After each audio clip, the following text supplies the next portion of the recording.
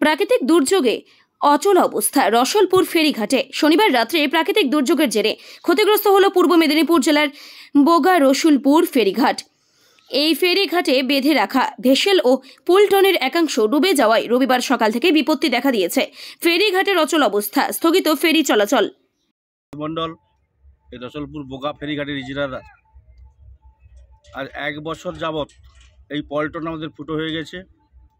আমরা বহুবার বহু জায়গায় জানিয়েছি, জেলা পরিষদে জানিয়েছি, ডিএম অফিসে জানিয়েছি, সবাইকে জানিয়েছি। 1 বছর যাবৎ আমরা পাম্প দিয়ে জল ছিঁচিয়ে রেখেছিলাম। হঠাৎ করে গতকাল ঝড় বৃষ্টির কারণে গভীর রাতে ইলেকট্রিক না থাকার জন্য এই পল্টনটি এবং পল্টনের সঙ্গে একটা পুরনো ভ্যাসেল বাঁধা ছিল, ওটা গভীর রাতে জলের তলায় ডুবে যায়। এই কারণে আজকেই সারাদিন আমাদের ফেরিঘাট চলাচল বন্ধ আছে। এরপর কখন চলবে তা আমি ঠিক বলতে পারছি না।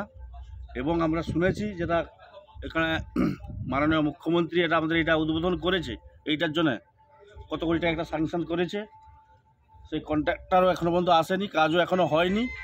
তো এখন কি হবে সেটা বলা মুশকিল আছে, বা কখন ফেরিঘাট চলবে এটা অনির্দিষ্টকালের জন্য ফেরিঘাটটা বন্ধ থাকলো। এখন